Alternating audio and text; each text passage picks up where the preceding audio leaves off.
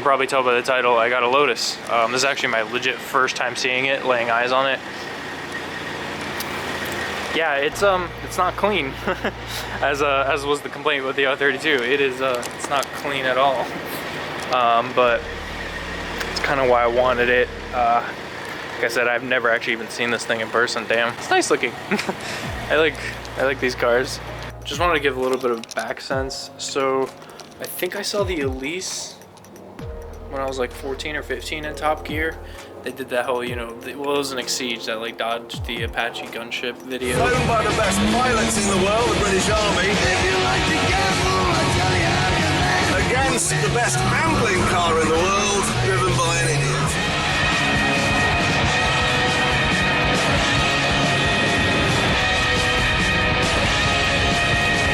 It's right behind me!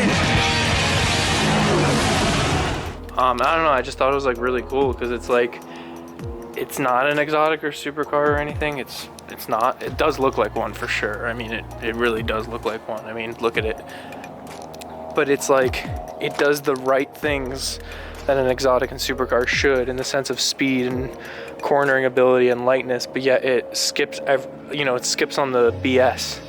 Like, it just has everything you need. Now, this is a 2007 Lotus Exige S. I don't know what the S really does, but it does have all the options. It does have power windows, it has air conditioning, heat, and it has a radio. So it has all the options that it comes with. That's literally the only options, and I think they're all optional because I know they make them with roll-up windows or manual windows and stuff like that as well. This Exige specifically, as I told you guys, I didn't want something too nice, and a lot of the Lotuses are. I mean, they're great cars. They're going up in value. They're worth way more than they were brand new in America now, because if you guys don't know, there's only 1,000 Exiges in America, and Elises there's like 3,000 or 4,000. Now, I wanted an Elise at first because, you know, I thought that's what I could only afford and everything. And I mean, I had a budget. This is super under budget. I didn't even break my budget on this car at all, which is great. In a way, I was looking at Elises, and the only thing that really put me off is I don't know if that stock NA 1.8 is going to be enough. Like, it's like 150, 160 horsepower, but I don't know. Like, I'm used to GTRs. Like, you know, GTR was like a 350, 400 horsepower car. The R8 was like a 550, 600 horsepower car. And, I've always had these high horsepower cars, but I'm kind of trying to get away from that.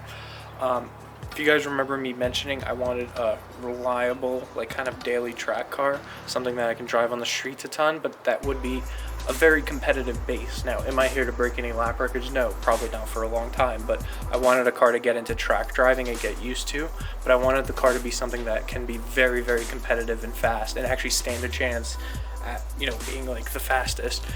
And so the Exige is a great platform from that, because if you know, the Elise is naturally aspirated 150 horsepower. The Exige is the same exact everything, but it's supercharged. The suspension is more aggressive, and I believe it's lighter than the Elise too, because I believe this car is like 2,050 pounds, which is absolutely mind-boggling insane, because like the R32 GTR is like 3,200 pounds. The R34 in the backyard is probably going to be about 32 as well. The R8 is 3,800 pounds. Like, it is exactly a ton. And that is like absolutely insane, because like even Miata stock are like 2,200, 2,300 pounds. So this is lighter than a stock Miata, which is absolutely nuts. Yeah, that's kind of what I wanted. So I was looking for like a little bit more beat up ones, but I actually ended up getting this for cheaper than what a lot of nice Elises are selling on the market. And the reason for that is it has like 168,000 miles on the dash. And it's had a life, it's a clean title and everything. That's what I care about, because I was also considering buying an NSX, and the one I was really considering kind of had like the title said that it's been like crashed and totaled, but the title was still clean, and I think it was just washed in a state.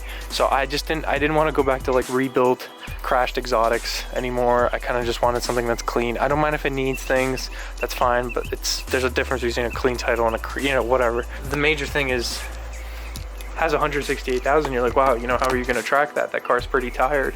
Now, this came with a full folder of receipts from the day it was bought in 2007 to 2007. Now, those receipts and everything, this motor was actually blown up, the original one that came in this car. It was around 98,000 miles, I believe. The motor blew up. Now, you're like, well, what the hell? It's a Toyota Corolla motor. it's not really the motor's fault. It was more or less, if you guys know, let's see if I could show it to you.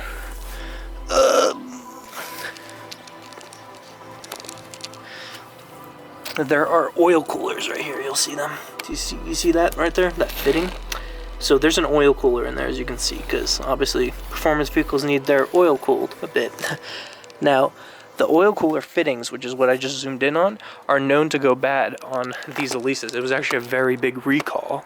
Now, they go bad and those fittings break, and then what happens is the motor's still running, the oil is still pumping oil, and all that oil just basically ends up pumping on the ground. And you know, by the time you even realize that you're pumping oil out, the motor's already low on oil, it's still running, and then immediately it doesn't blow up and shoot a rod, but I mean, it'll definitely spin the rod bearing, or something might happen in the head.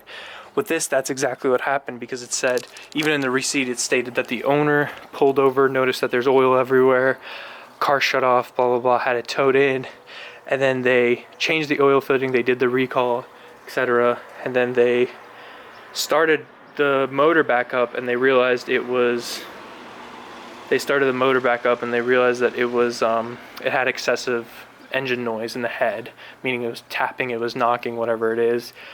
Now, then it even says in the receipt that they emailed Lotus USA manager of whatever recall or something, and they said, hey, the motor's blown, so they had to get request approval for it. Got approval, got a brand new motor from Lotus, not a secondhand used unit. It was a brand new 1.8 motor put in at 99,000. So technically speaking, this motor actually has 68,000 miles on it. Now, of course, that means, hey, the rest of the chassis might not have that. Everything else in the car has been taken very good care of, actually. The engine oil, there's receipts for like every single one being changed at 5,000. The trans fluid at about 145, 150,000. Every single upper and lower control arm with the ball joints was fully changed, because obviously around 150,000 miles of original suspension, it's getting very tired and everything. So all of that was changed. So that's great. So essentially, everything's kind of there. I know on paper it doesn't look like a low mileage vehicle, but that's kind of what I wanted. If you guys remember, my R32 complaint was it's too nice to drive. This is not too nice at all. This is not nice. Like, you know, if I go to like a Lotus car meet, like all the other Elises and Exiges would be in way better condition. Now, not the previous owner, because this has had a few owners before me. The one of the owners, and there's a receipt for it, he spent $2,000 for this vinyl shop to do carbon fiber wrap on it, which is the weirdest thing, because so this canard's wrapped, because I can feel the fabric, but they wrapped over the OEM splitter. And if you guys know, the OEM splitter, side skirts, diffuser, and wing are already carbon stock from the factory. But he wrapped over that, he wrapped the roof, he did that hood scoop bit. If you guys don't know, the Exige, the intercooler is actually right here. That's the intercooler, and it sits like that. And the OEM Exige actually has a roof scoop, but it's not this tall, it's short. And it actually takes air, and then it pushes air through the intercooler, and that's how it uses the intercooler in the rear instead of mounting it to the front. And the front here, this open duct, air comes in, goes through the radiator, and then it comes out. So it's all functional, fully ducted, everything like that. But that's where the intercooler is. But all of this is wrapped in carbon fiber stuff. These headlights have like some tint on it, which I'll probably peel off. That's already bubbling and stuff in areas. So it's, Elise is one of Exige, whatever you want to call it. I keep calling it an Elise, but whatever. It's one of the few cars that you can be wide body in the rear, but not in the front, because it looks normal. Because some people just go wide body in the rear, but it's not really a wide body. It's just a flare, and it adds about, I'm not sure, maybe an inch, and it has even inch spacers in the rear, maybe more, which we'd have to get rid of. I'd rather just go aftermarket, maybe TE37s or some kind of JDM wheels on here to fill that gap out. And everything is like functional. It's crazy how so the car was on a transport, and I was looking underneath it, and the entire thing is a flat bottom, and then it goes over to a diffuser, and you can see the exhaust is right here underneath the diffuser. It exits right here. It's kind of cool, but it's crazy that it's fully functional. I didn't know that cars can come like this from the factory with fully functional splitter, underbody, and diffuser like that. You know, it shows you how serious the car is. My main thing about the car was also whether I can get in or out of it, because it's obviously very, very small inside. There we go, I just opened it. It's very, very small inside, so that was my major fear. Now, I found somebody locally with an Elise, luckily, that let me sit in his, and I realized that getting in part is very difficult. it's yeah, you have this big sill right here, and what it reminds me of is basically when I had the caged M3, is stepping in and out of it, basically, because you kind of have to put your foot in and then put your bottom in and then put your other foot in once you're already in there, and you have to avoid your head because I am 6'4", so that was my major thing. The seats don't recline or adjust or anything. All they do is just move forward and back. Steering wheel does not adjust. The main thing that a lot of tall people said in the forums was that you're going to go aftermarket steering wheel with an inch spacer, so it's going to bring the steering wheel closer, so when your knees are right here and you turn, you don't hit your knees against the steering wheel or your hands. It's much closer and it'll probably work out better.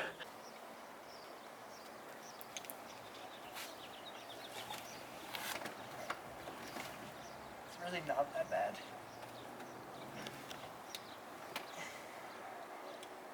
Oh, the seat's so hot from the side.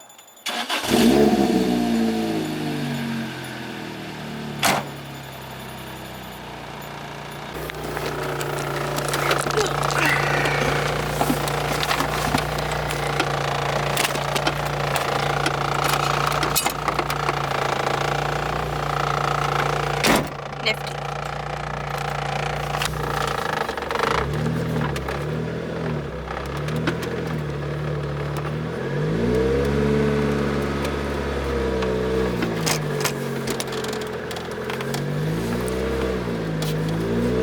The steering wheel is so small, isn't it? Yeah, it's tiny. Oh my god. Wow, it's so responsive, holy crap. This is no power steering either, and like, obviously there's a difference between a car that power steering, it should have it and it doesn't work, and a car where it just is built without power steering. Because I believe the NSX doesn't have power steering either. And that one is, I don't know, it's really easy, even at like slow speeds.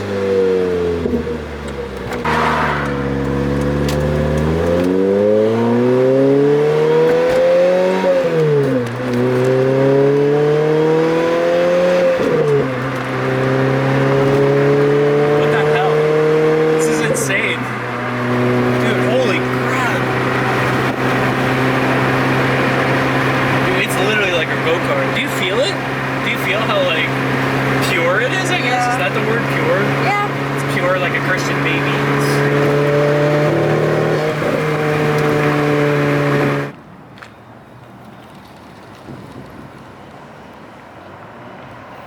So we're now in a parking lot with this car. We've been kind of mobbing it around town. I had to deposit some money, and then I got a haircut finally for the first time since the virus began. But yeah, it's crazy how pure it is. We were recording before and the camera like overheated or something and it shut off.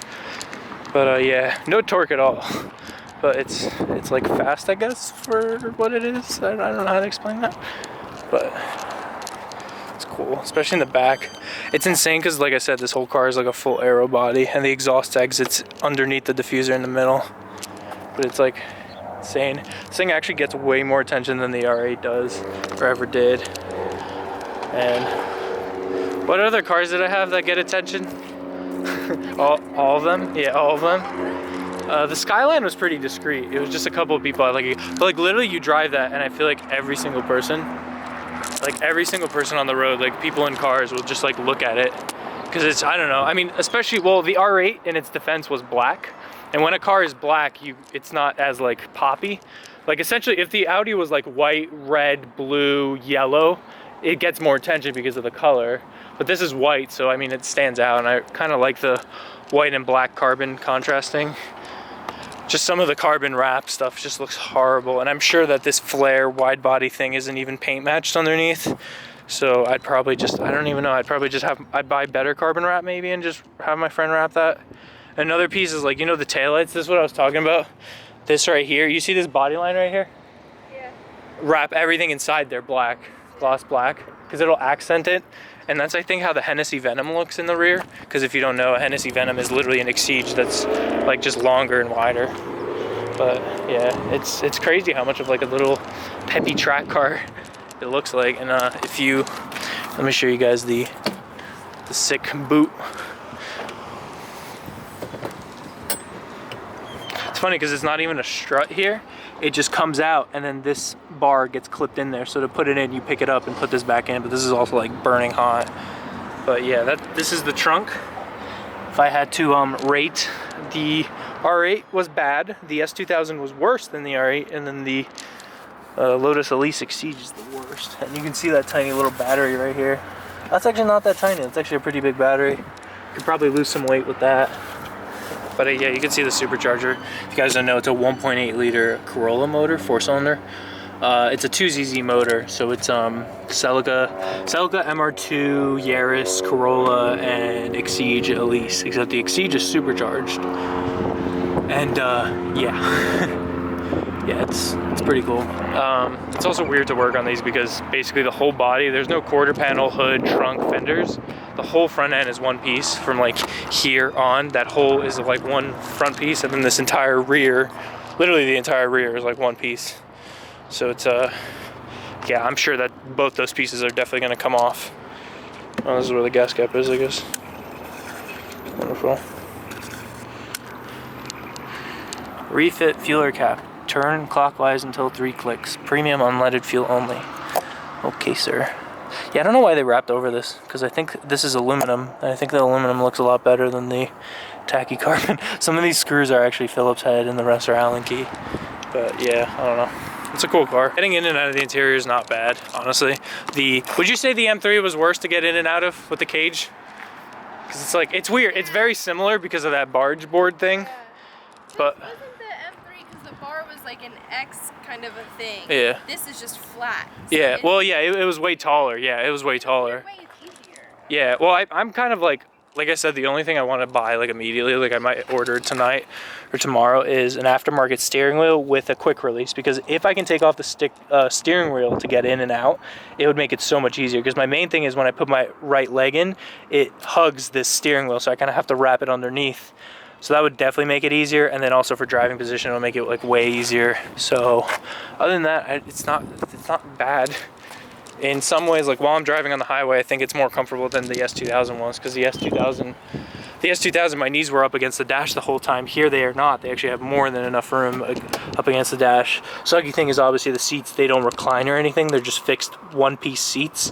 It even has, I'm pretty sure this is factory, but it even has like a roll bar right behind the seat. So if you want to put harnesses, you can put them in basically from the factory. You just buy the harnesses and you put them in. So, you know, if you want harnesses, you set. I haven't yet, but I am going to be signing up for a track day June. Is it June 6th or 5th? It's the Saturday, I believe. What? Track day. So yeah, it's June 5th. It's a Saturday. It's at a local racetrack 30-40 minutes away from me. And it's because it's so hot here, it's about 100 degrees every day here right now. They actually, let me close this. So the track days are actually done in a way where they're only from 6 a.m. to 12. So before the crazy heat hits, that's when the track day is, because I'm sure doing hot laps in a car for 30 minutes during 100+ degrees is not too good for the car. Yeah, so I'm going to be signing up for the first track day. Now, I did realize the front tires are completely worn, especially on the inside, they're almost bald. So I am going to be buying tires. I was hoping that they weren't, just so I could do a first track day on like some crappy tires, and then come back to the next track day in a month with like nice R compound, like 100 rating, like Advent 048s or R888R Toyos or something like that, and see the difference and maybe like even get some kind of like lap times just to compare. Because the whole thing with this car is I want to do track days, but I want to modify it as I'm doing the track days. So I don't want to like a lot of people on YouTube, just in general, and like I'm learning this slowly because this is what I did with my M3. I wanted to track my M3, but then I'm like, hey, let's build a full race car and then track it, which is stupid. So with this, I just want to track it before even doing power mods, and then do mods like sway bars, coils, because I'm pretty sure it's on stock suspension. Right now it makes 220 or 230 horsepower. Do the supercharger pulley, intercooler, fuel pump, fuel injectors to get it at 300 horsepower. But that's after like 1 or 2 track days, because once again, I want to feel the difference and I want to respect the upgrades, if that makes sense. And I think this is the perfect car to do that stuff in. But I am signing us up for that track day, so that'll be my first official car track day. They're not that expensive, they're only like $130, and they happen once a month in Arizona at different tracks. In July, after this upcoming one, it's going to be in Tucson at the Honda Circuit. And the Honda Circuit is like this go-kart track. So it'd actually be very, very good for a short wheelbase car like that. But that's kind of that's my plans, I guess. It's not, I got this as more of like a daily track project, while we do still have the R34, which update on the R34, all the body panels, they're here. So all of that is going to be packed onto a freight kind of pallet, and that's all going to be shipped within a week, week and a half. So meaning the R34 by the end of this month will have all the panels, and I will be able to test fit them all on before paint and everything. We'll have an R34 that looks like an R34, just mismatched colors. So that's really awesome news. And then I can literally move into painting the whole car, putting in the glass, and like by the end of June, it should probably be like driving on the street, like fully painted and stuff. So it's really awesome, because that's the other thing. A few cars I was considering R33, not as much, but my friend has an R34 in New Jersey that he was willing to sell. Kind of a pretty penny, but it was a 2001, and it was also it's also really nice condition, and it had a built RB25 Neo, while as mine is a stock RB25 Neo. But I kind of didn't want two of the same cars that are too similar. As I said, like having two Skylines is cool, but there's no real point. With that's so different from a Skyline that it's like, you know, it's a day and night difference. They're two totally different experiences, so that's cool to be able to have.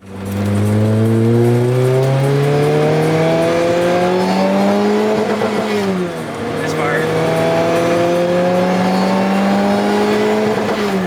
Again.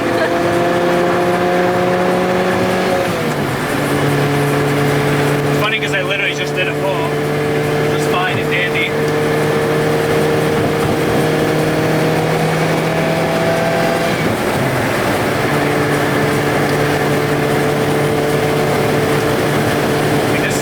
This is 90 miles an hour or something. Well, it's 2 or 3 less, but yeah. Yeah, there's definitely very, very weird driving experience. I think it's good because I can get in this car and rev match, downshift, etc. very easily without even having to think twice. I definitely, even though people say that this shifter is sloppy, it is a little bit sloppy, but it's so much better than an R8 shifter, the gated shifter. Because if you guys remember, that's all I like bitched about was the shifter. And this car, you can get in, and like it just feels like it's all made to drive and like drive fast at least. And we literally have the AC on right now too. So that means we should actually be making even more horsepower without AC. But I don't know. It is definitely pretty loud inside as a, you know, we're going 85 right now cruising, but we've been in much worse with the gutted M3 car and straight pipe and everything. It sounds pretty good too for a it sounds amazing for a 4-cylinder, honestly. The steering wheel's so tiny and it's so like, I don't know, I still can't get over how responsive it is.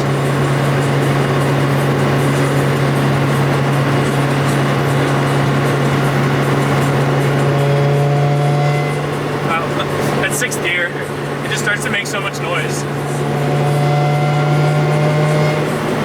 And that little blow-off valve like thing.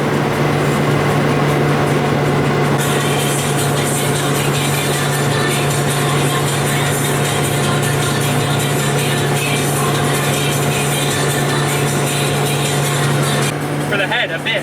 I think with a helmet I should be able to fit, because a helmet is like give or take an inch extra. So I should be, I'll be tight with a helmet, but I think it should fit. So, yeah, you really do die on the holes. Like you see, it's so easy to rev match. And the engine sounds so good. And it revs like crazy.